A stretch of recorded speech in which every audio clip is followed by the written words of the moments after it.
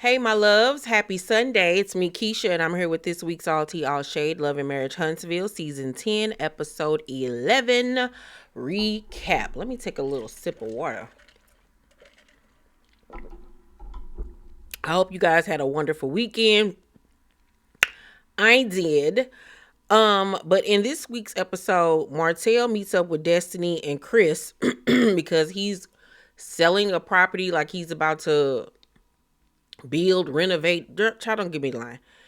And Destiny working on the project with him. I didn't even know she was in the real estate, but I guess whatever. So after they get done talking about all of that, they sit down and have lunch, and Destiny brings up the game night. And Chris lets it be known in his confessional that, he was shocked that Destiny didn't even have Nell's back, considering how long they have known each other and have been friends. And Destiny was shocked to learn that Nell felt like she was being ganged up on and didn't nobody have her back. I don't understand how she didn't understand that, didn't know that, because that was obvious to anybody that was there, that was watching it, that she would feel that type of way. Like, okay.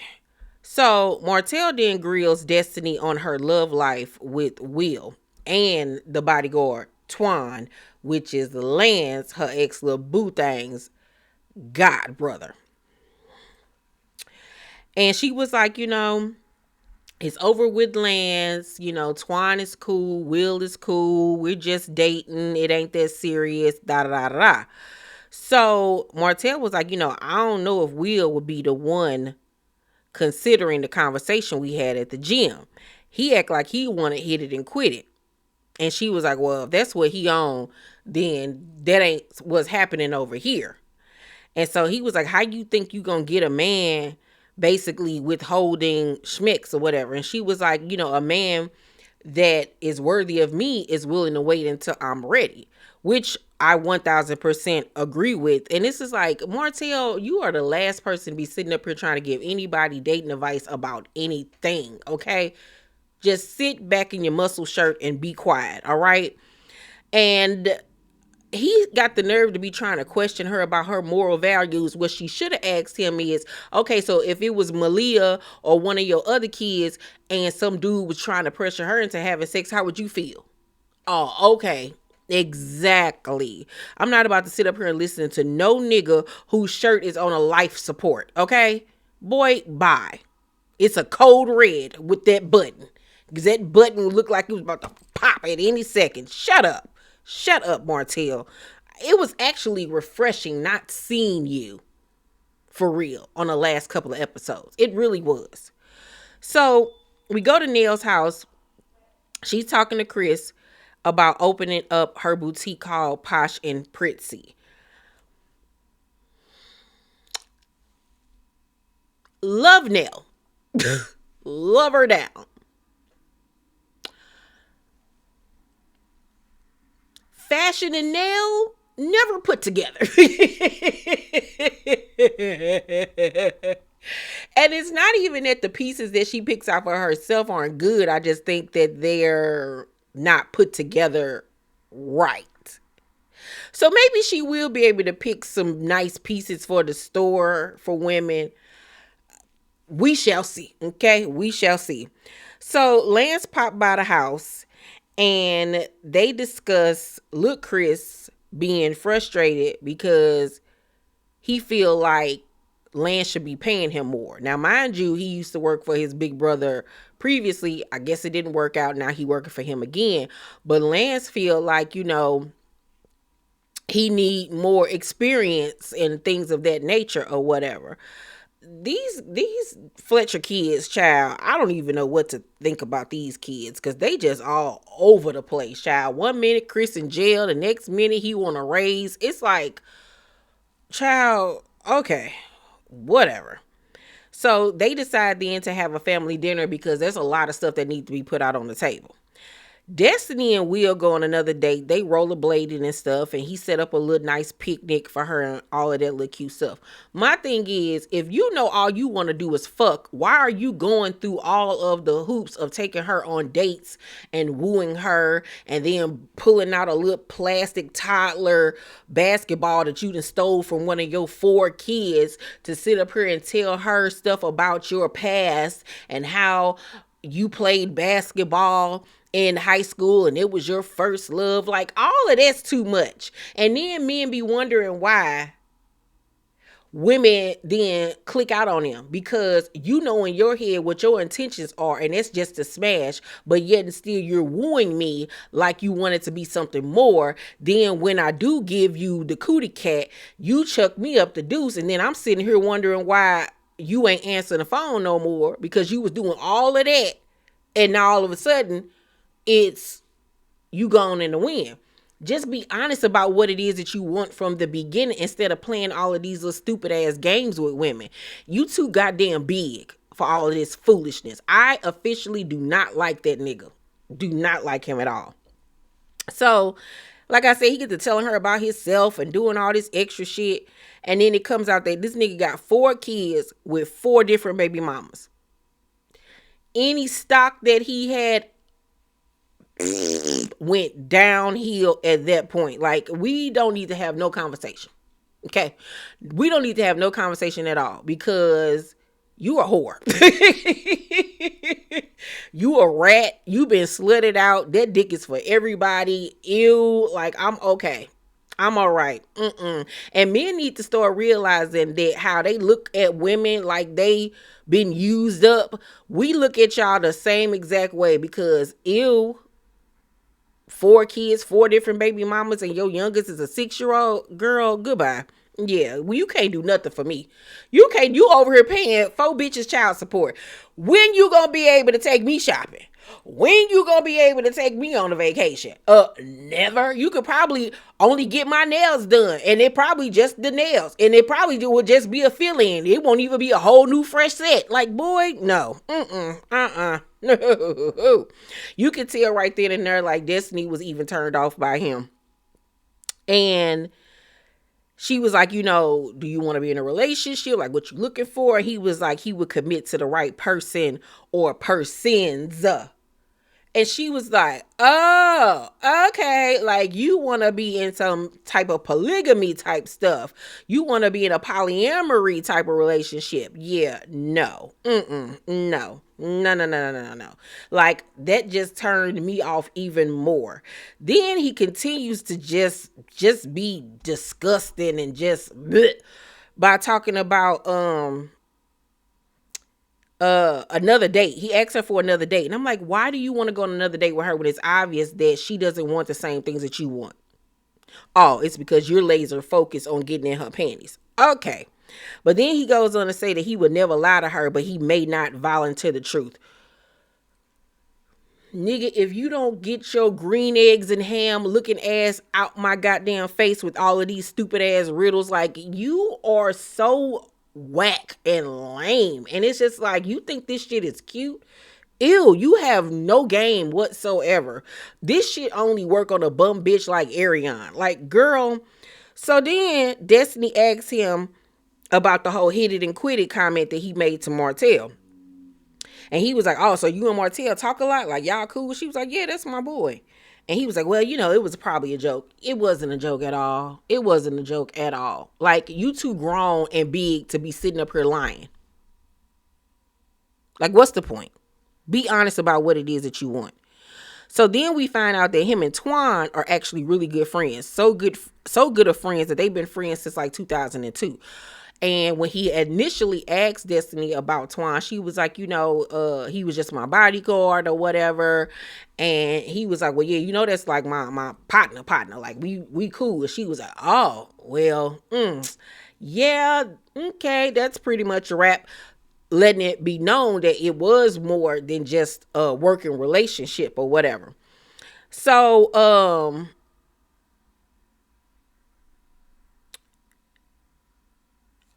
also felt like in that part where she should have just be honest about, yeah, we went out on a date. I like him. It is what it is. Like they all playing stupid childish games. And if I was Destiny, Will would most definitely be checked off my list, because the last thing that you need to be talking about is schmecks. You don't need to be trying to have sex with nobody with your dirty dick ass, okay?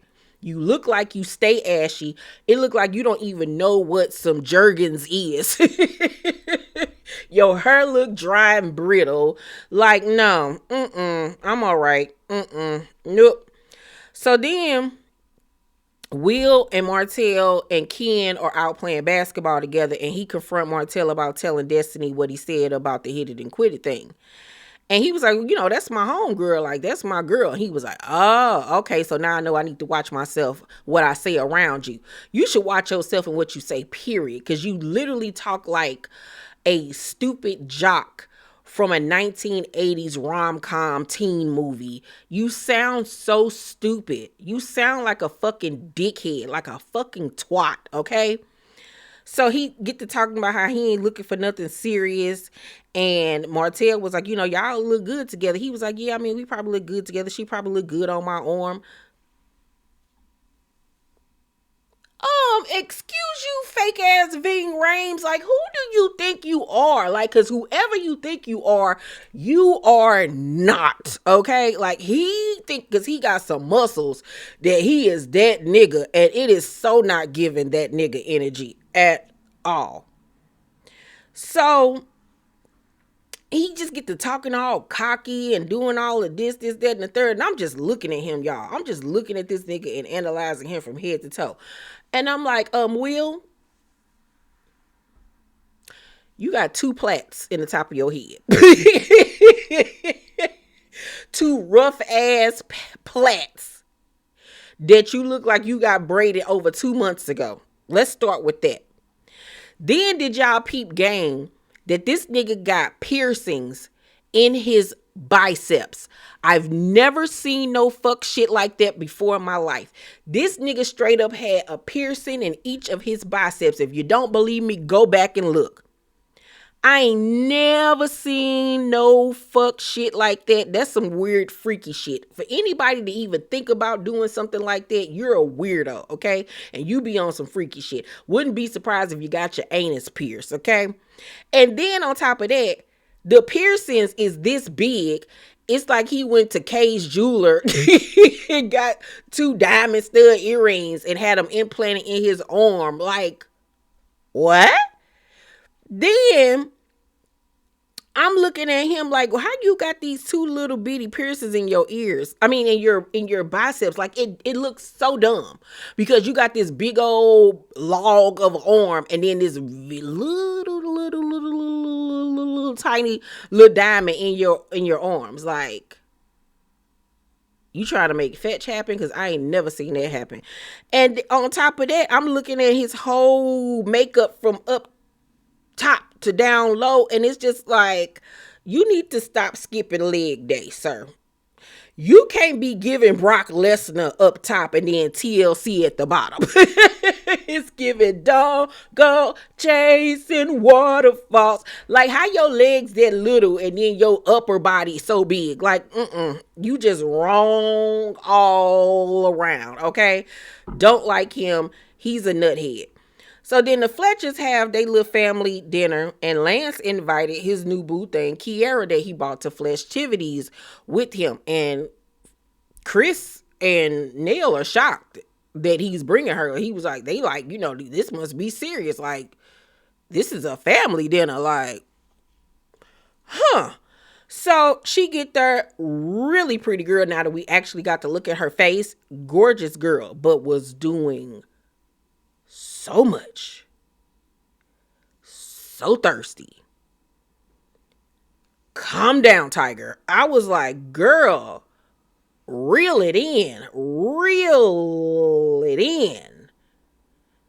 Can I can call you mama? She was like, no, call me Miss Nell. Like, girl, you just met, what?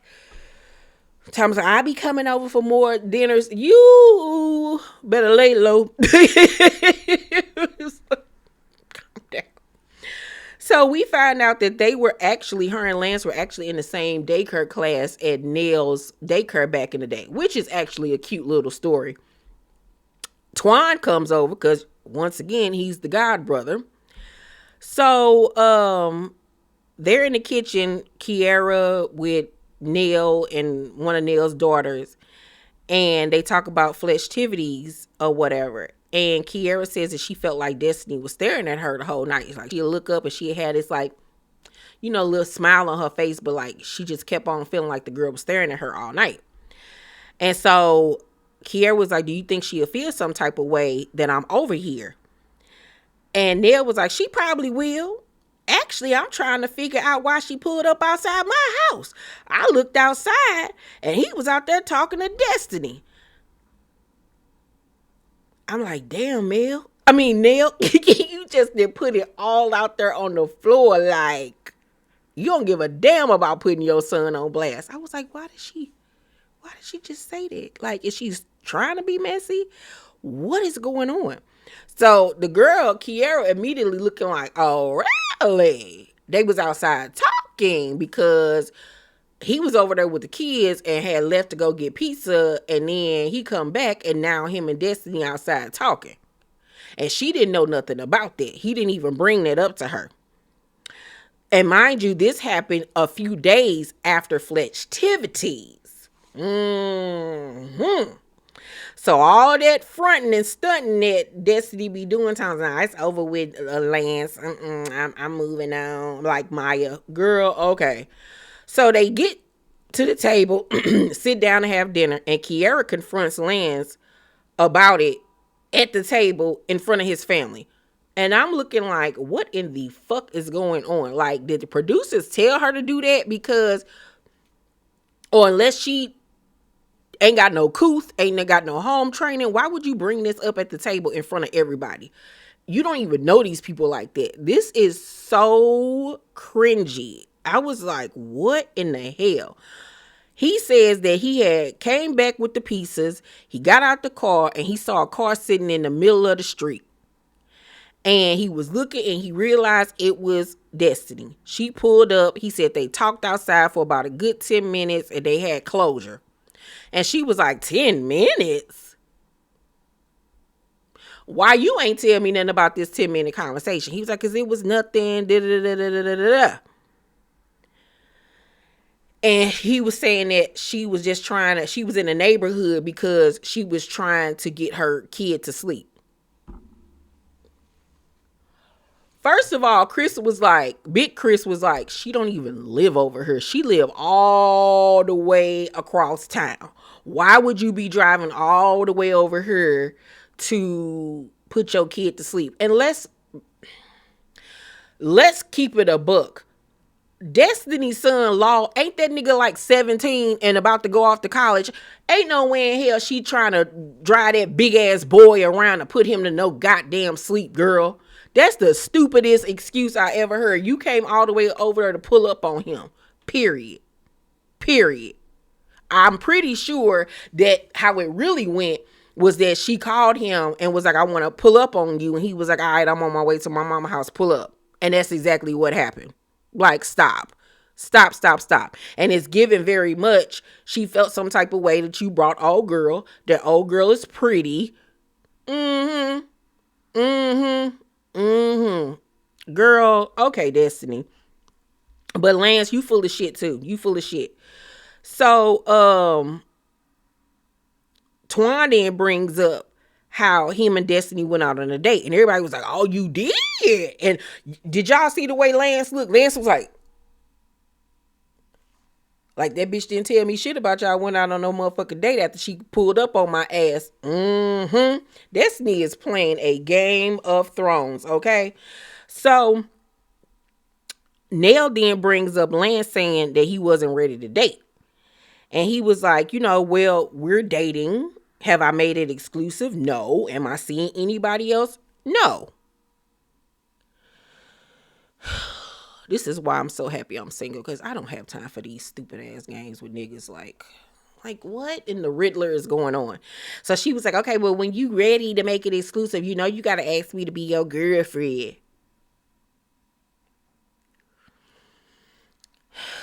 Bless her, Jesus. Bless her, bless her, bless her. So then shit go left, as it always does over there in the Fletcher house, because Chris asked Chris about staying in his car. Apparently he had been sleeping in his car for a few days and didn't come to his daddy and say, hey, this is what's going on. Now, Chris says that he was trying to figure it out on his own, because in the past, it's always a situation where y'all telling us y'all don't want us coming to y'all about everything. So I tried to do that this time. I tried to be a man and figure it out on my own. So Chris says to them, maybe y'all care so much, y'all could be holding me back because you're doing too much. Now, if your child is telling you that, it's time for you to bag all the way up. Okay? Bag all the way up. If your own child is telling you that y'all coddling me so much that it's hindering me from becoming the person and the man that I need to be, hell, if anything, it wouldn't have been no, why you ain't called me? I would have been like, well, you figured it out. Good for you. Happy that you took the initiative. Sorry you were sleeping in your car, but hey, you wouldn't be sleeping in your car if you was making better decisions. I would have been congratulating him for not calling me. I'm just going to keep it a buck. So Chris was like, I appreciate that what we call spoiled, you all feel entitled. For a long time, I wanted to take that away. And Nell asks, is he implying that she didn't want to let him go because she was trying to, keep him out of prison? She's admitting to, like, yeah, I still had a hold on him because I was trying to keep my child out of prison or whatever. And it was kind of giving a little bit that Big Chris was saying, like, I've been wanting y'all niggas to get the fuck off the leash, but your mama here, still wanted to run and help and be to y'all aid, right? So I think that that's where shit went left. So Chris says that he don't want nobody holding nothing over his head pretty much no more. And correct, if you don't want nobody holding nothing over your head, don't ask them for shit. We on the same page, okay? So then Chris said, you feel like we've been holding stuff over your head even though we're your parents and it's sometimes an obligation. Now with that could go back to the whole financial situation of it all, how them kids owe them all this money or whatever. That could be a part of what he was implying. So Nell was like, well, what's an obligation? And I was like, everybody at the table got scared. Y'all, everybody at the table was nervous. Like, oh Lord, here we go. So Chris was like, to help our children out. And Nell says, they're not children. And Chris says, they're still our children. So Nell was like, don't fuck with me. And I said, oh God. Oh, whoa. That just went left so fast. Wow. Like, you do have company, Nell. Jesus Christ. She was like, don't fuck with me. You're trailing backwards. And Lance was like, all he did was ask a question respectfully. And Nell was like, you're not the parent. And Lance was like, I know, but now you're back on dad. Like, what? And Nell was like, your daddy don't need you to defend him. He can defend himself. And Chris says, but what am I defending? And she was like, exactly. If you feel some kind of way, apparently Lance feel it for you. All y'all have stressed me the fuck out. We are getting older and there are things that we want to do. And I have helped you recently. I think she was talking to Lance when she said she had just helped him financially here recently too. So, Chris was like, well, it's not about one person. It's about all of us. And Nell slammed her hand on the table, was like, well, one person is doing a motherfucking lot. And that happens to be me. And I'm like, I want to feel sorry for you, Nell. But stop complaining about shit that you are still willingly doing for these kids. If you don't want to constantly feel like you're dishing out funds after funds after funds, then simply stop fucking doing it and let them fucking fall on their sword. You won't be owing folks, well, folks won't be owing you money. You would have the money for your boutique. You would have the money to do what y'all want to do, go out on trips, go and take cruises and do all of that shit. Stop fucking giving their asses shit. You are the problem at this point. You want to be mad at everybody, but you still keep on opening up your pocketbook. Make it make sense. At this point, you need to be mad at yourself. Instead of doing all that hooping and hollering with them, be mad at you. You're still enabling them. You're still giving them. They too goddamn grown and big for that shit. Make them get out and get it. And if you can't get it, oh well, whatever you in the midst of losing, maybe you gotta lose it to appreciate it. Maybe you gotta get kicked out of your place for you to understand you gotta make your bills and your rent a priority. Like, come on now. So you are part of the problem in this deal. I'm sorry. When it comes to this, you are the biggest loser. And you do need to stop clicking out on people all the time and learn how to have a goddamn conversation without getting all frustrated and feeling like you're being attacked. And I do feel like Nell don't be wanting to hear the truth and hear that she be in the wrong sometimes with the way that she handles situations. She don't want to hear that shit. But it's the truth. Overall, I'm going to give this week's episode of Love and Marriage Huntsville a B+. It was a good episode for what it was. Next week is going to be some type of game episode, so there will be no review next week. When it returns, of course, I'll be back doing reviews. Y'all let me know what y'all thought about this week's episode down below in the comment section. Please make sure to thumbs up this video, subscribe to my channel, and turn on your post notifications so y'all know when my videos drop. I love you guys, and I will see you all on the next one. Bye.